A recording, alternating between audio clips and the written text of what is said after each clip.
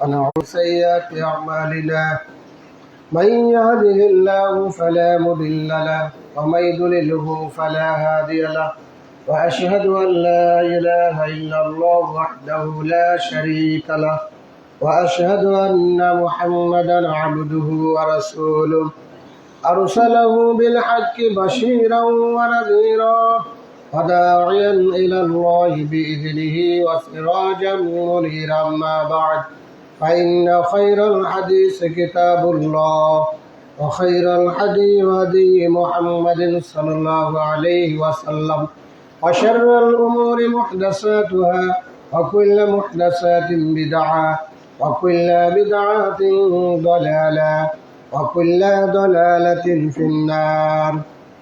أعوذ بالله من الشيطان الرجيم. بسم الله الرحمن الرحيم. يا أيها الناس اتقوا ربكم الذي خلقكم من نفس واحدة وخلق منها زوجها وبث منهما رجالا كثيرا ونساء واتقوا الله الذي تساءلون به والأرحام إن الله كان عليكم رقيبا. عن عبد الله بن مسعود رضي الله تعالى عنه قال قال رسول الله صلى الله عليه وسلم يا معشر الشباب من استطاع منكم الباءة فليتزوج فإنه أغض للبصر وأحسن للفرج ومن لم يستطع فعليه بالصوم فإن له وجاء রাওয়াহুল বুখারী মুসলিম। আলহামদুলিল্লাহ, যাবতীয় গুণগান প্রশংসা আল্লাহ সুবহানাহু ওয়া তাআলার জন্য, যে আল্লাহ রাব্বুল আলামিন আমাদেরকে প্রতি জুমার নয় আজ ইয়ামুল জুমার সালাত আদায় করার জন্য মসজিদে আসার তৌফিক দান করতেছেন। সে আল্লাহর শুকরিয়া আলহামদুলিল্লাহ। লাখো কোটি দরুদ ও সালাম বর্ষিত হোক শেষ নবীর উপরে। আমরা সংক্ষিপ্তভাবে বলি আল্লাহুম্মা সাল্লি আলাইহি আল্লাহুম্মা বারিক আলাইহি। সম্মানিত হাজিরিন, আজ জুমার বিষয় আদর্শ পরিবার। আদর্শ পরিবার কয়েক জুমায় আলোচনা করা হবে ইনশাআল্লাহ। আজকে আমরা আদর্শ জুমার প্রথম পর্ব আলোচনা করব। যেহেতু আমরা মানুষ, আমাদের মানুষের ভিতরে অনেকগুলি গুণাবলী রয়েছে, যে গুণাবলীর মাধ্যমে মানুষের মর্যাদা সম্মান আল্লাহ তাআলা উঁচু করে দেন। আবার এমন কতগুলি কাজকর্ম রয়েছে যার মাধ্যমে আল্লাহ তাআলা মানুষের সম্মান মর্যাদাকে নিচু করে দেন। এর মধ্যে একটি হচ্ছে আদর্শ পরিবার। পরিবার আমরা সকলেই, আমরা যেখানে যেভাবে বসবাস করছি, 2টা 3টা 4টা 5টা করে লোক নিয়ে, যে 3-4টা রুম, 4-5টা ঘর নিয়ে যে আমরা একটা ফ্যামিলিতে অবস্থান করি, এটার নাম কিন্তু পরিবার। কিন্তু আদর্শ পরিবার কিন্তু আমরা সবাই না। আর আদর্শ পরিবার সবাই গঠন করতেও পারে না। আদর্শ পরিবার গঠন করতে গেলে 1 নম্বর কোরআন এবং হাদিস অনুযায়ী সেই পরিবারকে চলতে হবে। যে পরিবার কোরআন এবং হাদিস অনুযায়ী চলবে সেই পরিবারটি হবে আদর্শ পরিবার। আর যে পরিবারটি কোরআন এবং হাদিস অনুযায়ী চলবে না সেই পরিবারটি আদর্শ পরিবার নয়। এই জন্য আদর্শ পরিবারের কিছু নমুনা, কিছু নিয়ম কানুন আল্লাহ সুবহানাহু ওয়া তাআলা পবিত্র কোরআনের মধ্যে উল্লেখ করেছেন, আর রাসূল সাল্লাল্লাহু আলাইহি ওয়াসাল্লাম হাদিসের মধ্যে বলেছেন। এই জন্য তার মধ্যে একটি অন্যতম হচ্ছে আদর্শ পরিবার। আদর্শ পরিবার আমরা যারা অবস্থান করছি বা আমরা যারা এই বক্তব্য শুনি, যে বিজ্ঞ আলেমরা তারা আদর্শ পরিবার সম্পর্কে অনেক বই, অনেক বক্তব্য তারা সমাজে বা জাতির সামনে পেশ করেছে। অনেক জাতি তা গ্রহণ করেছে, অনেক জাতি তা গ্রহণ করেনি। যারা নিজেরা গ্রহণ করেছে, নিজেদের মধ্যে প্রয়োগ করেছে, তারা বিচারে কাঠগড়ায় সফলতা পাবে ইনশাআল্লাহ। আর যারা নিজেদের ভিতরে প্রয়োগ করে নাই, তারা নাজাত পাওয়ার কোনো আশা আকাঙ্ক্ষা তাদের ভিতরে কামনা থাকতে পারে না। এই জন্য আদর্শ পরিবার যেভাবে আল্লাহ সুবহানাহু ওয়া তাআলা এবং রাসূল সাল্লাল্লাহু আলাইহি ওয়াসাল্লাম হাদিসের মধ্যে উল্লেখ করেছেন বা বলেছেন, তার মধ্যে একটি অন্যতম হচ্ছে আদর্শ পরিবার, যার মাধ্যমে মানুষ ইহকাল এবং পরকালে উভয় জীবনে সফলতা অর্জন করতে পারে। আর আদর্শ পরিবার যদি না হয়, তাহলে ইহকালেও মানুষের জীবনে ধ্বংস হয়ে যাবে, পরকালেও মানুষের জীবনটা ধ্বংস হয়ে যাবে। এই জন্য আদর্শ পরিবারের মাধ্যমে উভয় জীবনে সফলতা অর্জন করা যায়। আবার পরিবারটি যদি আদর্শ পরিবার না হয়, তাহলে উভয় জীবনে মানুষের পরকাল, যা মরার পরে যেটা রয়েছে, এটা মানুষের কাছ থেকে হাতছাড়া হয়ে যাবে। এই জন্য দুনিয়ার জীবনে মানুষের আমল করার সুযোগ থাকবে, হিসাব নেওয়ার সুযোগ কেউ নেই। আর মরার পর হিসাব নেওয়ার সুযোগ রয়েছে, কিন্তু আমল করার সুযোগ থাকবে না। আল্লাহ সুবহানাহু ওয়া তাআলা এবং রাসূল সাল্লাল্লাহু আলাইহি সাল্লাম এগুলি বর্ণনা কোরআন এবং হাদিসের মধ্যে উল্লেখ করেছেন। এই জন্য আপনার আমার দায়িত্ব এবং কর্তব্য হবে যে আমরা প্রত্যেকেই যারা যেভাবে আমরা দায়িত্বে রয়েছি, সেই দায়িত্বের স্থান থেকে আমাদেরকে আমাদের ছেলে মেয়েগুলোকে আদর্শবান তৈরি করার চেষ্টা করতে হবে, অন্যথায় সফলতা অর্জন করা যাবে না। মানুষের পরকাল হারিয়ে যাবে এবং টিকেও যাবে না। এই জন্য আমাদের উচিত যে আদর্শ পরিবার গঠন করা। আল্লাহ সুবহানাহু ওয়া তাআলা সূরা নূরের ৩২ নম্বর আয়াতে বলছেন, ওয়ানকিহুল আয়ামা মিনকুম ওয়াস-সালিহিনা মিন ইবাদিকুম। আল্লাহ তাআলা বলছেন যে আদর্শ পরিবার শুরু হয় বিবাহ থেকে শুরু করে। এক যুবক এবং একজন যুবতী যখন বিবাহ বন্ধনে আবদ্ধ হবে, তখন থেকে তার আদর্শ পরিবার গঠন করার সূচনা শুরু হয়ে যায়। এই জন্য আল্লাহ তাআলা বলছেন, ওয়ানকিহুল আয়ামা মিনকুম ওয়াস-সালিহিনা মিন ইবাদিকুম। তোমাদের এমন ছেলে মেয়ে, যে ছেলে মেয়ের স্বামী নাই, স্ত্রী নাই, তোমরা তাদেরকে উপযুক্ত বয়সে বিবাহ দাও। ওয়াস-সালিহিনা মিন ইবাদিকুম, এবং তোমাদের অধীনে যদি কোনো অন্যের ছেলে মেয়ে অধীনে থাকে, দাস দাসী থাকে, বাড়িতে তোমার অনেক অর্থ সম্পদ, আপনার একজন গরিবের মেয়েকে নিয়ে এসে বাড়ির কাজ করান, যাবতীয় রান্না বান্না, বাড়ি পরিষ্কার, সমস্ত কাজ আপনি করিয়ে নেন, ছোট থেকে বড় করলেন, এরা আপনার অধীনস্থ দাস দাসী। অথবা আপনার অনেক বড় ব্যবসা, একজন গরিবের ছেলেকে নিয়ে আসলেন, আস্তে আস্তে আপনার স্থানে থেকে সে উপযুক্ত বয়সে পৌঁছে গেল। এরকম দাস দাসী যদি আপনার অধীনে থাকে, ওয়ানকিহুল আয়ামা মিনকুম, তোমাদের ভিতরে যেসব ছেলে মেয়ে রয়েছে উপযুক্ত বয়সে, তাদেরকে বিবাহ দাও, যাদের স্ত্রী বা স্বামী নেই। ওয়াস-সালিহিনা মিন ইবাদিকুম, এবং তোমাদের অধীনে যেসব ছেলে মেয়ে থাকে, দাস দাসী, এদেরকেও তোমরা উপযুক্ত বয়সে বিবাহ দাও। আল্লাহ সুবহানাহু ওয়া তাআলা উপযুক্ত বয়সে বিবাহ দেওয়ার জন্য মানুষকে আদেশ করতেছেন, কারণ সে পাপ থেকে যেন বাঁচতে পারে। বয়স হয়ে গেল 16 বছর, 18 বছর, 30 বছর, কিন্তু বিবাহ দিচ্ছে না। 18, 30, 29, 35 বছর বয়সে এই ছেলে মেয়েরা যা পাপ করবে, সমস্ত পাপগুলি পিতার গর্দানের উপরে কিয়ামতের ময়দানে আল্লাহ তাআলা অর্পিত করবেন। এই জন্য আল্লাহ সুবহানাহু ওয়া তাআলা বলছেন যে উপযুক্ত বয়সে তোমরা তোমাদের ছেলে মেয়েকে বিবাহ দাও। তোমাদের অধীনে যেসব ছেলে মেয়ে থাকে, তাদেরকেও তোমরা উপযুক্ত বয়সে বিবাহ দাও। এরপর আল্লাহ সুবহানাহু ওয়া তাআলা সূরা নিসার 25 নম্বর আয়াতে বলছেন, ফানকিহুন্না বিইজনি আলিহিন্না ওয়া আতুহুন্না উজুরাহুন্না বিল মারুফ। ফানকিহুন্না বিইজনি আলিহিন্না, একজন ছেলে যখন বিবাহ করতে যাবে, এই ছেলে বিবাহ করার সময় সে মেয়ের অভিভাবকের অনুমতি নেবে। ফানকিহুন্না বিইজনি আলিহিন্না, যখন তোমরা বিবাহ করতে যাবে কোনো মেয়েকে, মেয়ের অভিভাবকের অনুমতি নাও। ওয়া আতুহুন্না উজুরাহুন্না বিল মারুফ, আর ন্যায়গতভাবে তাদেরকে মোহরানা প্রদান করো। মোহরানা দিয়ে বিবাহ করতে হবে।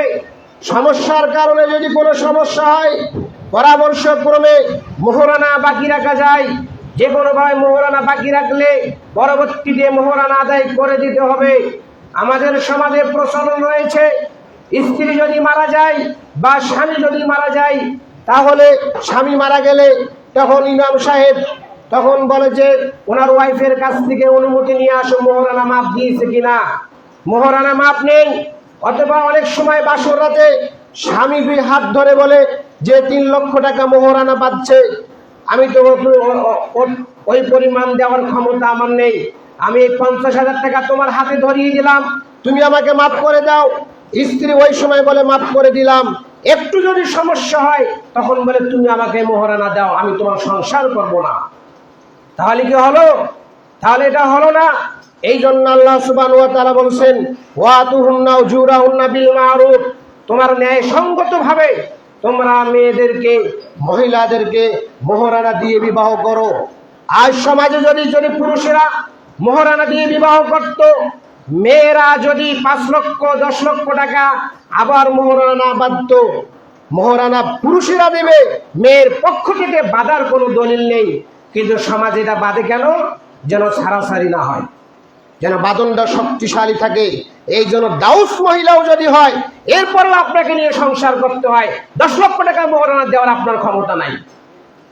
যেখানে কোরআন এবং হাদিসের অনুসরণ মানুষ করে নাই, সেইখানে একটা নর্তকী মহিলাকে নিয়ে আপনার ছেলে সংসার করতে হয়, আপনার সামনে আপনার ছেলেকে আপনাকে উল্লেখ করে গালিগালাজ করে, এরপর আপনাকে সহ্য করতে হয়, কারণ আপনার যে মোহরানা দেওয়ার ক্ষমতা নাই। মহিলার পক্ষে মোহরানা বাঁধার কোনো দলিল নেই। যদি পুরুষেরা তার সামর্থ্য অনুযায়ী যদি মোহরানা প্রদান করত, যদি কথা না শুনতো, সঙ্গে সঙ্গে 50,000 1 লক্ষ টাকা দিয়ে আমি তোমাকে বিদায় করে দিলাম, চলে যাও, তুমি আমার আব্বা আমার কথা শুনছো না, আমাকে কুমন্ত্রণা দাও, এই জন্য আমি তোমাকে আর রাখলাম না, এর যে আলী তুমি তোমার পরিবারের মধ্যে ফিরে যাও, তোমার আর প্রয়োজন নেই। আজকে আপনি দিলেন 50,000, সামর্থ্য রয়েছে, এরপর আপনার বিরুদ্ধে জুলুমের বাইরে আপনাকে 5 লক্ষ টাকা শুরু হয়ে গেল কষাকষি করে। পরে সমস্যা হওয়ার কারণে আর আপনার এই সমস্যা, আপনার আর্থিক সমস্যা, এখন আপনি এমন মহিলাকে নিয়ে সংসার করতে হয় যা সমাজের মধ্যে আপনাকে অপদস্থ লাঞ্ছিত হতে হয়। ওদেরকে শিক্ষা দেওয়ার জন্য আল্লাহ তাআলা সেই বিধানও দিয়েছেন যে যদি এমন হয় তাহলে তাদেরকে উপদেশ দাও, এরপরেও যদি উপদেশ না হয় ওয়াজরিবুহুন্না, তাদেরকে একটু মারো, তারপরেও যদি না হয় তাহলে তার বিছানাটাই আলাদা করে দাও। তার মানে কি? তাকে পৃথক করে দাও, তালাক দিয়ে দাও। এটা আল্লাহ তাআলা কোরআনে সূরা নিসার মধ্যে বলেছেন, এমনিতে নয়। আজকে সমাজে যেভাবে ফিতনা ফাসাদ চলছে, এটা আমাদের কর্মের কারণে। এই জন্য আল্লাহ সুবহানাহু ওয়া তাআলা বলছেন ওয়াতুহুন্না উজুরাহুন্না বিল মারুফ, ন্যায়সঙ্গতভাবে তোমরা তাদেরকে মোহরানা দাও যেটা তোমার শক্তি সামর্থ্য রয়েছে। মুহসানাতিন গায়রা মুসাফিহাতিন, মোহরানা দিলে উপকার কি? মুহসানাতিন গায়রা মুসাফিহাতিন, মহিলাটা বিবাহের দুর্গে সুরক্ষিত থাকতে পারবে। সে মোহরানা দিলে 50,000 1 লক্ষ টাকা যখন আপনি মোহরানা দিবেন, তখন তার একটা তহবিল হয়ে যাবে, তার একটা অর্থের একটা অ্যাকাউন্ট দাঁড়িয়ে যাবে। এই জন্য আল্লাহ সুবহানাহু ওয়া তাআলা বলছেন মুহসানাতিন গায়রা মুসাফিহাতিন ওয়ালা মুত্তাখিজাতি আখদান, কারণ মোহরানার মাধ্যমে বিবাহটা বৈধ করা হয়, লজ্জাস্থানকে হালাল করে নেওয়া হয়। আর ওয়ালা মুত্তাখিজাতি আখদান, এবং ওই মেয়ে এবং ওই মহিলা যৌনাচার এবং প্রেম প্রীতি অন্য পর পুরুষের সাথে, অন্য পর পুরুষের মিলামেশা থেকে সে অনেক দূরে থাকে বিবাহ বন্ধনের মাধ্যমে। আল্লাহ সুবহানাহু ওয়া তাআলা বলছেন, এই জন্য আমরা যারা সমাজে রয়েছি, মোহরানা যারা যুবক ভাইরা রয়েছেন বিবাহ করেন নাই, এখন থেকে সে প্রস্তুতি গ্রহণ করতে হবে যে আমি মোহরানা দিয়ে বিবাহ করব। এখনো হাজার হাজার ফ্যামিলি রয়েছে যে মেয়ের পক্ষ থেকে কোনো মোহরানা প্রদান করা হয় না। ছেলে যে 30,000 50,000 টাকা দিল ওটাই, মেয়ের পক্ষ থেকে আলাদাভাবে 30-50,000 1 লাখ এটা বাঁধে না। আর এখন অনেক জায়গাও আবার রয়েছে ছেলেরা দেওয়ার পরেও আবার বাধা হয় যে ওটা দিয়ে হবে না, যাতে এদের যেন বাদনটা শক্তিশালী হয়। এই জন্য আবার 2 দলে কষাকষি করে, সেটা আবার অনেক সময় তর্ক বিতর্কও সৃষ্টি হয়ে যায়। এর থেকে দূরে থাকতে হবে। আল্লাহ সুবহানাহু ওয়া তাআলা আরো অন্যত্রে বলছেন আমিন আয়াতি আন খালাকালাকুম আজওয়াজান মিন আনফুসিকুম, আল্লাহ তাআলা বলছেন যে আমিন আয়াতি আন খালাকালাকুম মিন আনফুসিকুম আজওয়াজান লিতাসকুনু ইলাইহা, আল্লাহর একটি বড় নিদর্শন হচ্ছে যে আল্লাহ তাআলা পুরুষের বাম হাড় থেকে মহিলাদেরকে সৃষ্টি করেছেন লিতাসকুনু ইলাইহা, এজন্য যে তোমরা যাতে মহিলাদের কাছ থেকে শান্তি অনুভব করতে পারো। ওয়াজআলা বাইনাকুম মুওয়াদ্দাতান ওয়া রাহমাতান, এবং আল্লাহ তাআলা দুইজনের মাঝে প্রেম প্রীতি ভালোবাসা প্রণয়ন সৃষ্টি করে দিয়েছেন, যাতে দুইজন অপরিচিত যুবক যুবতী ছিল, যখন বিবাহ বন্ধনে আবদ্ধ হয়ে যায় এমন এক পরিচিত হয়ে যায়, মনে হয় একেবারে ঘনিষ্ঠ লোক, যা ইতিপূর্বে থেকে তাদের পরিচয় ছিল। কিন্তু আল্লাহ সুবহানাহু ওয়া তাআলা এইভাবেই বলছেন, ওয়াজআলা বাইনাকুম মাওয়াদ্দাতান ওয়া রাহমাতান, বিবাহ বন্ধনের মাধ্যমে আল্লাহ তাআলা তোমাদের ভিতরে প্রেম ভালোবাসা প্রণয়ন সৃষ্টি করে দিয়েছেন, যা বিবাহ মাধ্যমে হয়, অন্য কিছু মাধ্যমে হয় না। এই জন্য অন্য বর্ণনা এসেছে সহিহ বুখারী সহিহ মুসলিম মিশকাতুল মাসাবির 3080 নম্বর হাদিস বর্ণনা করছে আব্দুল্লাহ ইবনে মাসউদ, রাসূল সাল্লাল্লাহু আলাইহি সাল্লাম বলেছেন, ইয়া মাশারাল শাবাব মান ইসতাতাআ মিনকুমুল বাত, হে যুবক সম্প্রদায়, তোমাদের যাদের বিবাহ করার শক্তি সামর্থ্য রয়েছে, ফালিয়াতাজাওয়াজ, সেজন্য বিবাহ করে নাই। ইয়া মাশারাল শাবাব মান ইসতাতাআ মিনকুমুল বাত, হে যুবক সম্প্রদায়, তোমাদের যাদের বিবাহ করার শক্তি সামর্থ্য রয়েছে, ফালিয়াতাজাওয়াজ, সেজন্য বিবাহ করে নাই। ওয়ামান লাম ইসতাতি, আর যার শক্তি সামর্থ্য নেই, একটা মেয়েকে বিবাহ করে নিয়ে আসতে গেলে বাড়িতে একটা রুমের আলাদা একটা রুমের প্রয়োজন রয়েছে। একটা মেয়ে বাড়িতে ঘোরাফেরা করবে, তার জন্য একটা পর্দার ব্যবস্থা দরকার। একটা মেয়ে বাথরুম গিয়ে গোসল করবে, তার জন্য একটা আলাদা বাথরুমের প্রয়োজন। একটা মেয়ে গিয়ে রান্নাঘরে রান্না করবে, তার জন্য একটা রান্নাঘরের প্রয়োজন। একটা মেয়ে টয়লেটে যাবে, তার জন্য একটা টয়লেটের প্রয়োজন।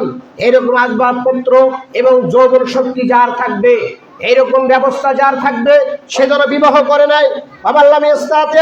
আর যার এরকম ব্যবস্থা নেই, সে যেন সিয়াম রোজা রাখে, কারণ সিয়াম হচ্ছে তার জন্য যৌবনকে ঠেকিয়ে রাখার ঢাল স্বরূপ। তাহলে বোঝা গেল, যেদিন আপনার আয় নেই, আপনি বাপের হোটেলে খান, আপনার বাপ মা কোনো মতে বা একরকম ভাবে সংসার পরিচালনা করে, যা একটা মেয়েকে বিবাহ দেওয়ার ক্ষেত্রে তার মহরানা নেই। একটা মেয়েকে বিবাহ খরচ 1 লাখ 2 লক্ষ 3 লক্ষ টাকা ব্যয় করবে, এরকম শক্তি সামর্থ্য নেই। তুমি বুঝতেছো যুবক, আমার আব্বা যেভাবে সংসার পরিচালনা করে, সেই ক্ষেত্রে আমার বিবাহ করা এখন উপযুক্ত নয়। সেই ক্ষেত্রে আপনার যদিও যৌবন শক্তি থাকে, ওই সময় আপনি সিয়াম বেশি বেশি পালন করুন, আর আপনি বেশি বেশি করে ইনকামাই করার চেষ্টা করুন। অটো রিক্সা চালান, দৈনন্দিন 1000 টাকা ইনকামাই করুন, 1200 টাকা ইনকামাই করুন। ঈদুল আজহা ঈদুল ফিতর যখন চলে আসবে, 15 দিন 20 দিন করে 2500 2000 3000 টাকা করে রাতে ইনকামাই করুন। এইভাবে ইনকামাই করে আপনি টাকা একটা ব্যাংক অ্যাকাউন্টে সঞ্চয় করে, আপনার যখন টাকা অ্যাকাউন্ট চলে আসবে মহারানা দেওয়ার ক্ষেত্রে, এবং আপনার আনুষঙ্গিক যে বিবাহর একটা অনুষ্ঠান করতে যে প্রয়োজন অর্থ সম্পদের, এটা যখন আপনি সংগ্রহ করতে পারবেন, তখন আপনি সিয়াম পালন করুন। সিয়াম ছেড়ে দিয়ে আপনি তখন বিবাহ বন্ধনে আবদ্ধ হন। আল্লাহ রাসূল সাল্লাল্লাহু আলাইহি ওয়াসাল্লাম তাই বলছেন যে, হে যুবক, যাদের বিবাহ করার শক্তি সামর্থ্য রয়েছে, সেজন্য বিবাহ করে নাই। বাপের যদি প্রচুর অর্থ সম্পদ থাকে, আপনার কোনো অভাব অনাটন নেই, আপনি বিবাহ করে নেন। বাপেরও উচিত যে উপযুক্ত সময়ে ছেলে মেয়েকে বিবাহ করা। যদি উপযুক্ত সময়ে বিবাহ করাতে না পারে, তাহলে ওই ছেলে মেয়ে যত পাপ করবে, সমস্ত পাপ পিতামাতার গর্দানের উপরে বর্তাবে, যা রাসূল সাল্লাল্লাহু আলাইহি সাল্লাম বলেছেন। অন্য একটি বর্ণনা এসেছে,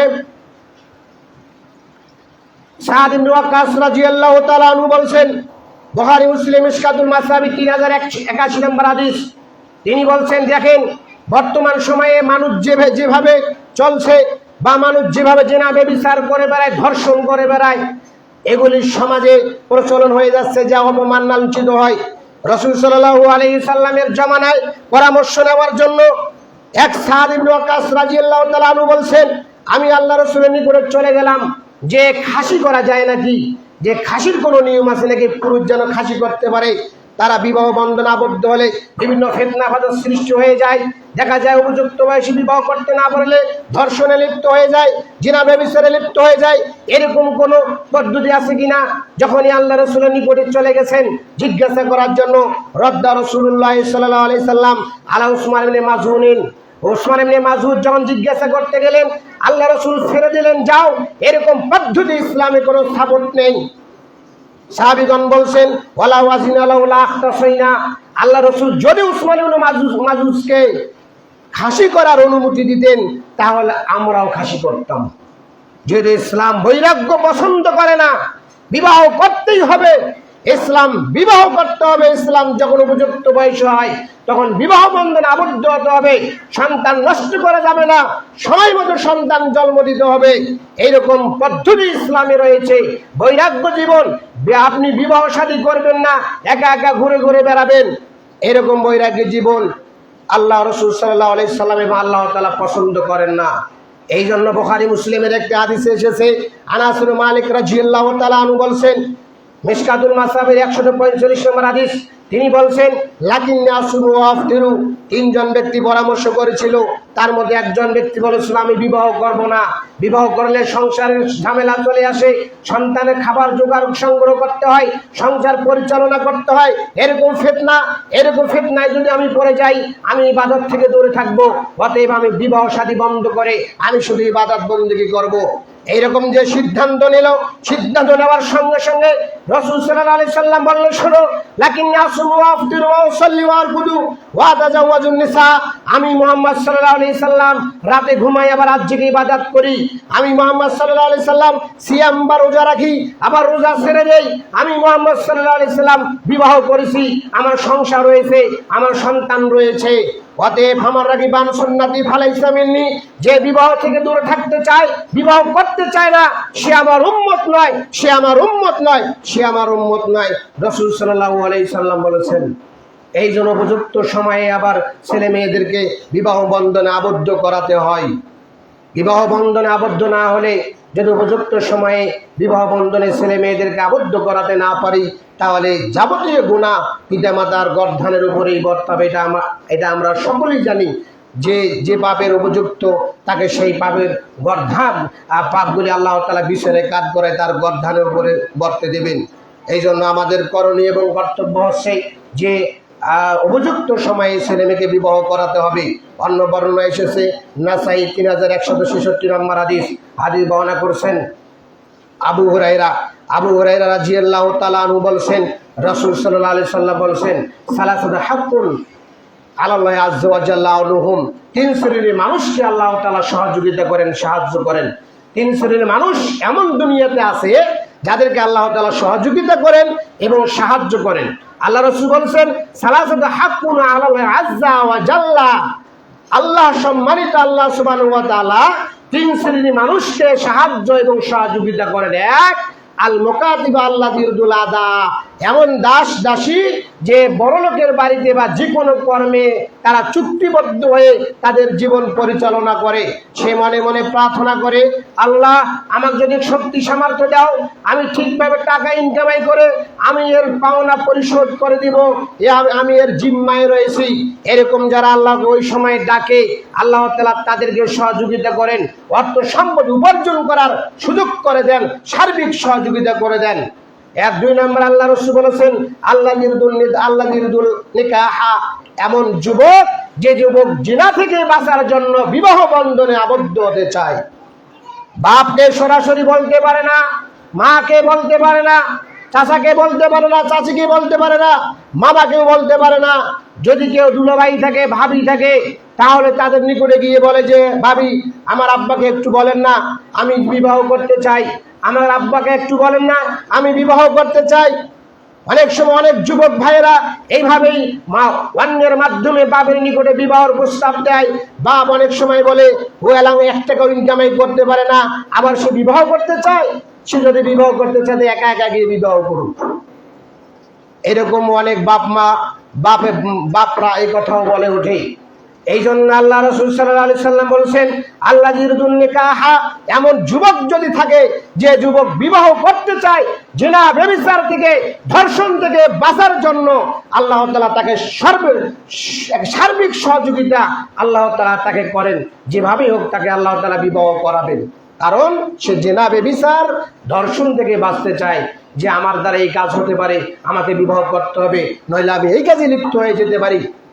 এই জন্য আল্লাহ তাআলা তাকে সহযোগিতা করেন। 3, ওয়াল মুজাহিদু ফি সাবিলিল্লাহ, এমন যুবক, এমন মানুষ, এমন পুরুষ যদি যুদ্ধ শুরু হয়ে যায়, সে যুদ্ধ অংশগ্রহণ করার জন্য সার্বিক প্রচেষ্টা করে আল্লাহ তাআলা ওই ব্যক্তিকে সহযোগিতা করেন, সার্বিক সহযোগিতা করেন যে যাও, তখন সে যুদ্ধে অংশগ্রহণ করে, ইসলামের জন্য যুদ্ধ করে। অত্র হাদিস দ্বারা বোঝা গেল যে কোনো ভাই যদি জিনা ব্যভিচার থেকে, ধর্ষণ থেকে বাঁচানোর জন্য, নিজেকে বাঁচানোর জন্য, পাপ থেকে বাঁচানোর জন্য বিবাহ করার ইচ্ছা পোষণ করে, আল্লাহ তাআলা ওই যুবককে, ওই ভাইকে সহযোগিতা করেন।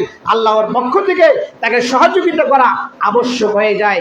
এবার চলেন আমরা এ যাবৎ পর্যন্ত বিবাহর গুরুত্ব শুনলাম, এবার বিয়ের সমতা রক্ষা বজায় রাখতে হবে।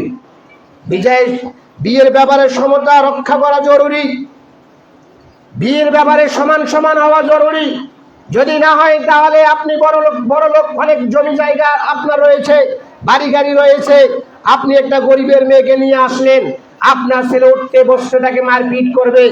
যদি ওই গরিবের বাপ মা ভাই ব্রাদার কিছু না থাকে, তাকে রক্ষা করার জন্য, তাকে সেরকম সার্ভিস দেওয়ার জন্য এইরকম যদি কোনো পদ্ধতি না থাকে, তাহলে দেখবেন ওই বাড়ির শ্বশুর, ওই বাড়ির শাশুড়ি, ওই বাড়ির ছেলে ওই মেয়েটার উপরে সর্ব ধরনের অত্যাচার করবে, কারণ তার সমতা দাঁড়ানোর মতো কোনো লোক নাই ওই ফ্যামিলির ভিতরে। এই জন্য বিয়েতে সমতা রক্ষা করা জরুরি। আল্লাহ সুবহানাহু ওয়া তাআলা সূরা ফুরকানের 54 নম্বর আয়াতে বলেছেন, ওয়াহুয়াল্লাযী খলাকা মিনাল মা'i বাশারান, সেই সত্তা যে আল্লাহ তাআলা মানুষকে পানি থেকে সৃষ্টি করেছেন, মাত্র এক ফোঁটা পানি থেকে আল্লাহ তাআলা মানুষকে সৃষ্টি করেছেন। ওয়াহুয়াল্লাযী খলাকা মিনাল মা'i বাশারান ফাজআলাহু নাসাবান ওয়া সিহরান ওয়া কানা রাব্বুকা কদিরা, এবং আল্লাহ তাআলা বংশ, শ্বশুর, জামাতা হিসেবে সম্পর্ক স্থাপন করে দিয়েছেন। যে শ্বশুর এবং জামাইয়ের ভিতরে যে একটা সম্পর্ক আল্লাহ তাআলা এটা তৈরি করে দিয়েছেন। ওয়া কানা রাব্বুকা কদিরা, হে মুহাম্মদ, এই ব্যাপারে আপনার প্রতিপালক, আপনার রব সবচেয়ে বড় ক্ষমতাবান এবং শক্তিশালী। তাহলে বুঝা গেল আল্লাহ তাআলা মানুষকে পানি থেকে তৈরি করেছেন। বিবাহ যখন দিতে যাবেন, বিবাহ দেওয়ার ক্ষেত্রে আপনি ভালোভাবে লক্ষ্য রাখবেন। অনেক সময় দেখা যায় বাড়ির পাশে একজন অর্থ সম্পদশালী লোক আর একজন গরিবের মেয়ে, তখন বিয়ের প্রস্তাব, এখন ছেলে বলতেছে আব্বা আমি ওই মেয়েটাকে বিবাহ করব, হক গরিব, আমি তার অর্থ সম্পদ কি করব, বা তার জমি জায়গা কি করব। মা যদি খারাপ হয়, রাস্তাঘাটে দোকান করে, অথবা তখন তার ছেলের বাপ বলে না ওই ফ্যামিলিতে যাওয়া যাবে না, আমার সম্মান থাকবে না, তুমি যাকে বিবাহ করতে চাচ্ছ তার মা রাস্তায় দাঁড়িয়ে দাঁড়িয়ে দোকান করে, আমার সম্মান থাকে না, পর্দা করে না, কয় না আমি তার মাকে নিয়ে এসে কি করব, আমি ধান কিনে নিয়ে আসবো, নারা কি হয় হোক। এরকম সমাজে কিছু প্রচলন রয়েছে, এটা আপনাকে লক্ষ্য রাখতে হবে। মায়ের গঠন অনুযায়ী, মায়ের সার্বিক সহযোগিতা অনুযায়ী একটা মেয়ে তৈরি হয়ে যায়। মার আচরণ যদি খারাপ হয়, মার ব্যবহার যদি খারাপ হয়, তাহলে ওই মেয়েটাকে অনেক সময় নিয়ে আসবেন, ওই ফ্যামিলির মধ্যে মেয়েটার ব্যবহার খারাপ হয়ে যাবে। মা যদি নম্র ভদ্র হয়, তাকওয়াশীল হয়, পরেজগার হয়, তাহলে ওই মেয়েটা নম্র ভদ্র হবে, তাকওয়াশীল হবে, পরেজগার হবে। মা যদি সবার সঙ্গে নম্র ভাষায় কথা বলতে পারে, সুন্দর ভাষায় কথা বলতে পারে, 5 ওয়াক্ত নামাজ আদায় করতে পারে, সিয়াম পালন করতে পারে, দান সাদকার দিকে আগ্রহ রয়েছে, এরকম যদি মা হয়, তাহলে মেয়েরাও, যে মেয়েটি রয়েছে বা যে মেয়েরা রয়েছে, ওই মেয়েরাও হবে দানশীল, পরেজগার, তাকওয়াশীল। মা যদি জীবনে উনি ওনার শাশুড়ি বা যাকে বিবাহ করতে চাচ্ছেন তার মা বিবাহ হওয়ার পর থেকে নিয়ে নিজের শ্বশুর বাড়িতে আসা পর্যন্ত, এখন পর্যন্ত যদি পশ্চিমী একটি সিজদাও না করে, তাহলে আপনি মনে করিয়েন না তার মেয়েটাও কোনোদিন সিজদা করিয়েছে। মা তো মেয়েকে নামাজ পড়া শিক্ষা দিবে, মা তো মেয়েকে কোরআন পড়া শিক্ষা দিবে, মা তো তাকে আদব কায়দা শিক্ষা দিবে, মা তো তাকে পরহেজগারিতা শিক্ষা দিবে। এই জন্য আপনাকে আমাকে লক্ষ্য করতে হবে, আপনি যার সঙ্গে আত্মীয়তা সম্পর্ক করতে চাচ্ছেন বা গড়াতে চাচ্ছেন, তার আত্মীয় সম্পর্ক করার ক্ষেত্রে আমার সঙ্গে সামঞ্জস্যশীল রয়েছে কিনা। যদি না থাকে তাহলে এই অনেক সময় এগুলি পশ্চাতে হবে। আল্লাহ সুবহানাহু ওয়া তাআলা সূরা নূরের 3 নম্বর আয়াতে বলছেন, আয-যানি লা ইয়ানকিহু ইল্লা যানিয়াতান আও মুশরিকাতান, যে পুরুষ জিনা করে, জিনা ব্যভিচার করে, অন্য মহিলার সঙ্গে তার উঠা বসা রয়েছে, আয-যানি লা ইয়ানকিহু ইল্লা যানিয়াতান আও মুশরিকাতান, ওই পুরুষ যে সময় বিবাহ করতে যাবে, সে বিবাহ করার সময় একজন জিনাকারী নারী পাবে অথবা একজন মুশরিকা মহিলা পাবে। এমন মুশরিকা মহিলা যে জীবনে নামাজ বন্দেগী পড়ে নাই, দাউস এইরকম মহিলা তার কপালে জুটবে। সে যদি জিনা করে, যে পুরুষ জিনা করবে, যে যুবক জিনা করবে, বিভিন্ন সময় জিনা ব্যভিচারে লিপ্ত হবে, সে যদি বিবাহ করতে চায় তাহলে ওই মেয়েটাও হবে জিনাকারী একজন মহিলা। সে যদি পর মহিলার সে উঠা বসে তার সঙ্গ হয়, তাহলে মহিলাটার অভ্যাস ছিল, মেয়েটার অভ্যাস থাকবে, সে পর পুরুষের সঙ্গে উঠা বসা হবে। আল্লাহ সুবহানাহু ওয়া তাআলা কোরআনে এই কথাই বলছেন, ওয়াজ-জানিয়াতু লা ইয়ানকিহু ইল্লা যানিনা ওয়া মুশরিকান। আর যে মহিলা জিনাকারী হবে তার স্বামীটাও জিনাকার হবে, যে মহিলা জিনাকারী হবে তার স্বামীটাও জিনাকারী হবে। আল্লাহ সুবহানাহু ওয়া তাআলা বলছেন যে আও মুশরিকাতুন, অথবা তার স্বামীটা মুশরিকা হবে, নামাজ বন্দেগী করবে পড়বে না, দিনের কোনো ধার ধারবে না, এইরকম হবে। ওয়াহুরিমা যালিকা আলাল মুমিনিন, জিনাকারী পুরুষ, জিনাকারী নারী, জিনাকারী পুরুষ, জিনাকারী নারী, মুশরিকা নারী, মুশরিকা মহিলা, ওয়াহুরিমা যালিকা আলাল মুমিনিন, আল্লাহ ভীরু ব্যক্তিদের জন্য আল্লাহ তাআলা হারাম করে দিয়েছেন। আপনার ছেলেটা পরহেজগার তাকওয়াশীল, যখন আপনি বিবাহ দিবেন আপনার ওইরকম একটা তাকওয়াশীল মহিলা খুঁজতে হবে, তাকওয়াশীল একটা মেয়ে খুঁজতে হবে, খুঁজে বিবাহ দিতে হবে। আল্লাহ সুবহানাহু ওয়া তাআলা বলছেন ওয়াহুরিমা যালিকা আলাল মুমিনিন, মুমিনদের জন্য জিনাকারী পুরুষ, জিনাকারিনী মহিলা, জিনাকারিনী মেয়ে, মুশরিকা পুরুষ, মুশরিকা মহিলা, আল্লাহ তাআলা এগুলি হারাম করে দিয়েছেন। যারা মুমিনাত পর পুরুষ রয়েছে, মুমিন পুরুষ রয়েছে, মুমিন নারী রয়েছে, আল্লাহ তাদের জন্য হারাম করে দিয়েছেন। আল্লাহ সুবহানাহু ওয়া তাআলা সূরা সিজদার 18 নম্বর আয়াতে বলছেন, আফামান কানা মুমিনান কামান কানা ফাসিকাল লা ইয়াস্তাবুন। আচ্ছা বলো তো, আফামান কানা মুমিনান কামান কানা, যেসব ফাসিক ব্যক্তি, আফামান কানা মুমিনান কামান কানা ফাসিকান, ফাসিক ব্যক্তি আর মুমিন ব্যক্তি কি সমান হতে পারে? লা ইয়াস্তাবুন, এরা সমান নয়। অতএব ইমানদার পুরুষ, ইমানদার নারী যারা রয়েছে এরা সমান নয়। মুশরিকদের সাথে, বেনামাজিদের সাথে, আপনার জিনাকারী নারীদের সঙ্গে, জিনাকারী পুরুষের সঙ্গে এরা সমান নয়, এরা ভিন্ন ধরনের। আল্লাহ সুবহানাহু ওয়া তাআলা তাই বলছেন। অন্যত্র আল্লাহ সুবহানাহু ওয়া তাআলা সূরা নূরের 26 নম্বর আয়াতে বলছেন, আল খাবিসাতু লিল খাবিসিনা ওয়াল খাবিসুনা লিল খাবিসাত।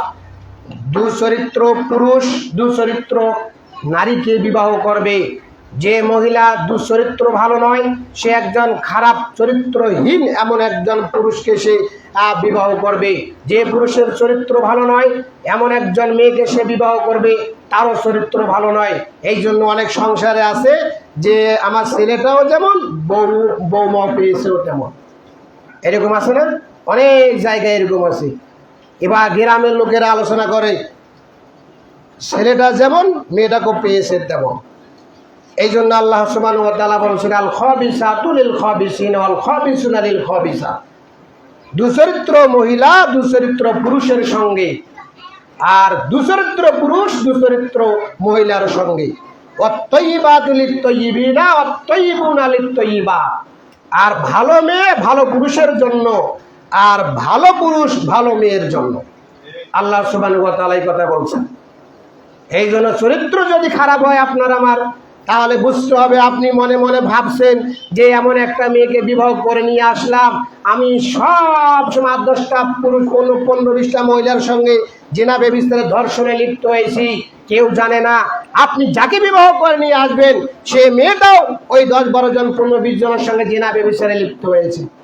যেহেতু আল্লাহ সুবহানাহু ওয়া তাআলা বলছেন ওয়াহুরিমা যালিকা আলাল মুমিনিন, আল্লাহ মুমিনদের জন্য এগুলি হারাম করে দিয়েছেন।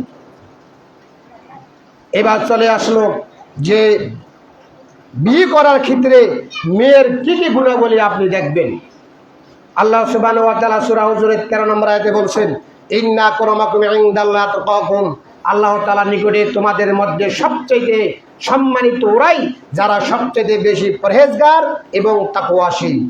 যে পুরুষ এবং যে মহিলা সবচেয়ে বেশি পরহেজগার থাকবে, তাকওয়াশীল থাকবে, আল্লাহ ভীরু থাকবে, আল্লাহ তাআলার নিকটে সবচেয়ে ওরাই সম্মানিত।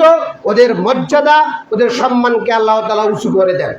আল্লাহ সুবহানাহু ওয়া তাআলা আরো বলেছেন সূরা মুজাদালার 11 নম্বর আয়াতে, ইয়ারফাউল্লাহুল্লাযীনা আমানু ওয়াল মিনকুমুল্লাযীনা উতুল ইলমা দারাজা। আল্লাহ তাআলা বলেন ইয়ারফাউল্লাহুল্লাযীনা আমানু মিনকুম, তোমাদের মধ্যে যারা ঈমান এনেছে, ওয়াল্লাযীনা উতুল ইলমা দারাজা, আর যাদেরকে ইলমি জ্ঞান দান করা হয়েছে, আল্লাহ তাআলা ওই সমস্ত নর এবং পুরুষের, ওই সমস্ত নারী এবং পুরুষের মর্যাদাকে, সম্মানকে আল্লাহ তাআলা সবচেয়ে উঁচু করে দেন। তাহলে বুঝে গেল যে মহিলা যে পুরুষের ভিতরে পরেজগার থাকবে, তাকওয়াশীল থাকবে, নামাজ বন্দী পড়বে এবং কোরআন এবং হাদিসের জ্ঞান তার ভিতরে থাকবে, আল্লাহ তাআলা বলছেন ইয়ারফাউল্লাহুল্লাযীনা আমানু মিনকুম, তোমাদের ভিতরে যারা ঈমান আনবে, নামাজ আদায় করবে, যাকাত দিবে, সিয়াম পালন করবে, কোরআন তেলাওয়াত করবে, তাদের মর্যাদাকে আল্লাহ তাআলা উঁচু করে দেন। আর যাদেরকে জ্ঞান দান করা হয়েছে এদেরও সম্মানকে আল্লাহ তাআলা উঁচু করে দেন।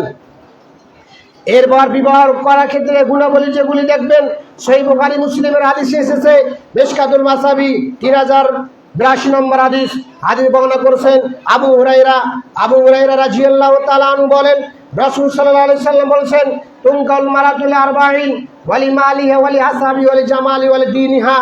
একটা মেয়েকে বিবাহ করতে হয় 4টি গুণাবলী দেখে। একটা মেয়েকে যখন বিবাহ করাবেন তখন 4টি গুণাবলী দেখতে হবে। 1 ওয়ালি মালিহা, মেয়েটির অর্থ সম্পদ আছে কিনা। 2 ওয়ালি জামালিহা, মেয়েটি সুন্দরী কিনা। আপনি যদি মনে করেন অমুকের সাথে আমার সম্পর্ক ভালো কিন্তু তার মেয়েটা কালো, আপনার ছেলেটা দেখতে সুন্দর ভালো, আপনি যদি বলেন যে বেটা তো ওখানেই বিবাহ করতে হবে, আমি ওখানে কথা দিয়েছি, আমার ওয়াদার বিখেলাপ আমি করব না, তাহলে বিবাহ হওয়ার পরে আপনার সংসারের ভিতরে অনেক দ্বন্দ্ব সৃষ্টি হয়ে যাবে। ওয়ালি জামালিয়া, ছেলে দেখতে কেমন হয় হোক এই দিকে কোনো বিষয় নয়, কিন্তু মেয়ে যাকে বিবাহ করছে সে সুন্দরী আছে কিনা এটাকে লক্ষ্য রাখতে হবে। ওয়ালি জামালিয়া, মেয়েটা সুন্দরী কিনা, সুন্দরী দেখে বিবাহ করাবেন, যাতে ভবিষ্যতে সে বলতে না পারে তোমার চেহারা কালো কুচ্ছিত, তোমার সঙ্গে আমার মানায় না, আমার চেহারা দেখো না, তোমার নাকটা বড়, তোমার ঠোঁট বড় বড়, তোমার দাঁত বড় বড়, তোমার মুখটা চ্যাপ্টা, এরকম যেন ছেলে আপনার বিবাহ করার পর স্ত্রীকে এই কথাগুলি বলতে না পারে। যদি এই কথা বলে তখন স্ত্রী মন খারাপ হয়ে যায়। এই জন্য আল্লাহ রাসূল বলছেন ওয়ালি জামালিয়া, মেয়েটার সুন্দরী আছে কিনা এটা লক্ষ্য রাখতে হবে। 3 ওয়ালি হাসাবিয়া, মেয়েটার বংশীয় মর্যাদা ভালো আছে কিনা। বংশ গুণে ছেলে মেয়ে তৈরি হয়, বংশ যদি খারাপ হয়ে যায় তাহলে ছেলে মেয়েও খারাপ হয়ে যায়। যে সময় দেখবেন যার পিতা গাঁজাখোর হয় তার ছেলেরা আস্তে আস্তে গাঁজাখোর হয়ে যায়, নেশাখোর হয়ে যায়। যার মা আস্তে আস্তে যার মা দেখবেন বিভিন্ন সময় বিভিন্ন গুনাহের কাজে সংযুক্ত রয়েছে, মেয়েটাও আস্তে আস্তে ওই গুনাহের কাজে সংযুক্ত হয়। এই জন্য আল্লাহ সুবহানাহু ওয়া তাআলা বলছেন ওয়ালি হাসাবিয়া, মেয়েটার বংশীয় মর্যাদা দেখতে হবে, বংশ তার ঠিক আছে কিনা। 4 ওয়ালি দীনিহা, মেয়েটার ভিতরে ধার্মিকতা আছে কিনা, তার অর্থ সম্পদ আছে, তার বংশীয় মর্যাদা ভালো, দেখতে সুন্দর কিন্তু ধার্মিকতা নেই। বংশমর্যাদা ভালো, দেখতে সুন্দর, বংশমর্যাদা ভালো, দেখতে সুন্দর, অর্থ সম্পদ আছে কিন্তু ধার্মিকতা নেই, ও মেয়েকেও আবার বিবাহ করা যাবে না। আল্লাহ রাসূল বলছেন ফাসবার বিজাতিদ দ্বীনি তারিবাদিয়াদিকা, যদি তুমি দেখো তার ভিতরে কোনো ধার্মিকতা নেই তাহলে দূরে থাকো। অর্থ সম্পদ নেই, দেখতে সুন্দর, অর্থ সম্পদ নেই, দেখতে সুন্দর, বংশীয় মর্যাদা ভালো কিন্তু তার ভিতরে ধর্ম না থাকে তাহলে পরিত্যাগ করো। কিন্তু অর্থ সম্পদ নাই, দেখতে সুন্দর ভালো নয়, তার বংশীয় মর্যাদা অনেক সময় ভালো নয় কিন্তু দিনদার পরহেজগার রয়েছে। অনেক সময় আমরা বলি না গোবরের ভিড়ায় গোলাপ ফুল, এই কথা অনেক সময় বলে না এলাকার লোকেরা, মানে বংশ খারাপ কিন্তু ছেলে একটা ভালো তৈরি হয়েছে, বংশ খারাপ ভালো একটা মেয়ে তৈরি হয়েছে। এই জন্য আল্লাহ সুবহানাহু ওয়া তাআলা বলছেন ফাসবার বিজাতিদ দ্বীন তারিবাদিয়াদিকা, তুমি ওই দিনটাকে প্রাধান্য দাও। দিন যদি তুমি প্রাধান্য দাও তাহলে তোমার জীবনে সফলতা আসবেই। আর যে দিন ধর্মকে প্রাধান্য না দাও, ইসলামকে, পরহেজগারিতাকে, তাকওয়াশীলকে প্রাধান্য না দাও তাহলে তোমার জীবনটা নষ্ট হয়ে যাবে। রাসূল সাল্লাল্লাহু আলাইহি সাল্লাম বলেছেন। অন্য একটি বর্ণনায় আব্দুল্লাহ ইবনে আমর রাদিয়াল্লাহু তাআলা আনহু বলেন রাসূল সাল্লাল্লাহু আলাইহি সাল্লাম বলেছেন, আল্লাহ রাসূল সাল্লাল্লাহু আলাইহি সাল্লাম বলেন আদ-দুনিয়া কুল্লুহা মাতাউন ওয়া খায়রু মাতা'আদ দুনিয়াল মারাতুস সালিহা। আল্লাহ রাসূল বলেন পুরা দুনিয়াটা অর্থ সম্পদে ভরপুর, পুরা দুনিয়াটা অর্থ সম্পদের ভরপুর, সবচাইতে উত্তম এবং সবচাইতে শ্রেষ্ঠ সম্পদ হলো একজন সতী সাধবী স্ত্রী বাড়িতে থাকা। আপনি বাড়িতে নেই, আপনার স্ত্রী পর্দার ভিতরে থাকে, পরপুরুষের সঙ্গে কথা কয় না। আপনি বাড়িতে থাকা সত্ত্বেও অনেক স্ত্রীর চরিত্র খারাপ, পাশের পরপুরুষের সঙ্গে কথা কয়, প্রেম প্রীতিতে সম্পর্ক লিপ্ত রয়েছে। এই জন্য আল্লাহ রাসূল বলছেন, আদ-দুনিয়া কুল্লুহা মাতাউন ওয়া খায়রু মাতা'আদ দুনিয়াল মারাতুস সালিহা। গোটার পৃথিবীটা অর্থ সম্পদে পরিপূর্ণ, সবচেয়ে শ্রেষ্ঠ সম্পদ হচ্ছে একজন সচরিত্রবান স্ত্রী। অন্য বর্ণনায় এসেছে, আব্দুল্লাহ ইবনে আমর রাদিয়াল্লাহু তাআলা আনহু বলেন, ইয়া রাসূলুল্লাহ, আল্লাহ রাসূলকে জিজ্ঞাসা করা হলো, আল্লাহ রাসূল, আইয়ুন নিসাই খায়রুন, আচ্ছা আপনি বলেন তো সবচেয়ে শ্রেষ্ঠ নারীকে, সবচেয়ে উত্তম নারীকে? আল্লাহ রাসূল বললেন, আল্লাতী তাসুররু ইযা নাযারা। যখন স্বামী বাড়িতে আসবে, বাড়িতে আসার পর তার স্ত্রীর চেহারা দেখে স্বামীর অন্তর পরিতৃপ্তি লাভ করবে, সে শান্তি উপভোগ করবে। আল্লাতী তাসুররু ইযা নাযারা, যখন স্বামী তার প্রতি লক্ষ্য করবে, সে স্বামীকে রাজি খুশি করাতে পারে, এমন স্ত্রী সবচেয়ে শ্রেষ্ঠ স্ত্রী, সবচেয়ে উত্তম স্ত্রী। এরপর আল্লাহ রাসূল বলেছেন, ওয়া তুতিউ ইযা আমারা, এমন স্ত্রী সবচেয়ে উত্তম। একজন মহিলার কয়েকটি গুণের কথা আল্লাহ রাসূল এখানে বলছেন। এক, স্বামী দেখে, স্বামী যখনই তার প্রতি লক্ষ্য করবে, সে স্বামীকে রাজি খুশি করাতে পারে। দুই, ওয়া তুতিউ ইযা আমারা, স্বামী যখনই যে আদেশ করবে, সঙ্গে সঙ্গে সেই আদেশ মান্য করবে। বাড়িতে গোশতের তরকারি রান্না করেছে, নামাজ পড়তে গিয়ে আপনি দেখলেন যে গোশত একেবারেই জমে গেছে, গরম করে ছাড়া খাওয়া যাবে না। আপনি স্ত্রীকে বললেন, যাও গরম করে নিয়ে আসো। যে গরম আমি গরম করতে পারবো না, ওভাবেই খাইলে খাও, না খাইলে রেখে দাও। এরকম হাজার হাজার ফ্যামিলিতে স্ত্রীরা রয়েছে।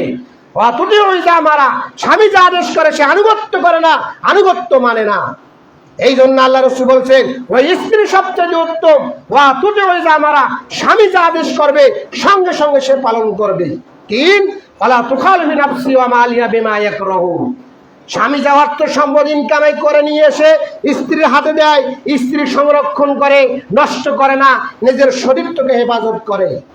আপনি 1000 টাকা ইনকামাই করে নিয়ে এসে স্ত্রীর হাতে দিলেন, আপনি প্রতিদিন দৈনন্দিন 800, 900, 1000 টাকা ইনকামাই করতেছেন। আপনি জানেন না আমি সপ্তাহে কত টাকা ইনকামাই করি? আপনার স্ত্রী কিন্তু জানে। সপ্তাহের শেষে আপনার যে 1000 টাকা 1200 টাকা কিস্তি রয়েছে, এই কিস্তিটা দেওয়ার টাকা নেই, তার মানে সে অন্য করে পাচার করেছে বা টাকাটা নষ্ট করেছে। এই জন্য আল্লাহ রাসূল বলছেন, এই স্ত্রী ভালো নয়। যে স্ত্রী স্বামীকে রাজি খুশি করাতে পারে না, এই স্ত্রী উত্তম নয়। যে স্ত্রী স্বামীর আনুগত্য করতে পারে না, এই স্ত্রী উত্তম নয়। যে স্ত্রী স্বামীর অর্থ সম্পদ দেখে রাখতে পারে না, এই স্ত্রী উত্তম নয়। রাসূল সাল্লাল্লাহু আলাইহি সাল্লাম বলছেন, যে স্বামীর আনুগত্য করে, যে অর্থ সম্পদ নষ্ট করে না, যে স্বামীকে রাজি খুশি করাতে পারে, রাসূল সাল্লাল্লাহু আলাইহি সাল্লাম বলছেন, এই স্ত্রী হলো সবচেয়ে শ্রেষ্ঠ স্ত্রী, সবচেয়ে উত্তম স্ত্রী। অন্য একটি বর্ণনায় রয়েছে, আজকের আলোচনার শেষ হাদিস, আল্লাহ রাসূল সাল্লাল্লাহু আলাইহি সাল্লামকে জিজ্ঞাসা করা হলো, ইয়া রাসূলুল্লাহ, আইয়ুল মালি নাত্তাখিজ, আপনি বলেন তো আমরা কোন মাল সঞ্চয় করে রাখবো? আইয়ুল মালি নাত্তাখিজ, আমরা কোন সম্পদ সঞ্চয় করে রাখবো, জমা করে রাখবো? রাসূল সাল্লাল্লাহু আলাইহি সাল্লাম বললেন, লিয়াত্তাখিজ আহাদুকুম, তোমাদের উচিত হলো এমন সম্পদ সঞ্চয় করা, তোমাদের উচিত হলো এমন অর্থ সম্পদ সঞ্চয় করা। এক, আল্লাহ রাসূল বললেন, কলবান শাকিরান, আল্লাহর শুকরিয়া আদায়কারী অন্তর, যে আল্লাহর সবসময় শুকরিয়া আদায় করতে পারে। যা ইনকামে হয়েছে কম হোক বেশি হোক, আলহামদুলিল্লাহ, আল্লাহর শুকরিয়া আদায় করতে পারে। কলবান শাকিরান, আল্লাহর প্রশংসা করার অন্তর, এই অন্তরটা হলো সঞ্চয়কারী অন্তর। এটা মানুষের সঞ্চয় অর্থ সম্পদ নেয়। এরপর বললেন, তারপরে কি? আল্লাহ রাসূল বললেন, ওয়ালিসানান জাকিরান, আল্লাহকে বেশি বেশি স্মরণকারী জিহ্বা। বাজারে যাচ্ছে, লা ইলাহা ইল্লাল্লাহু ওয়াহদাহু লা শারীকা লাহু, লাহুল মুলকু ওয়া লাহুল হামদু ওয়া হুয়া আলা কুল্লি শাইইন কাদির।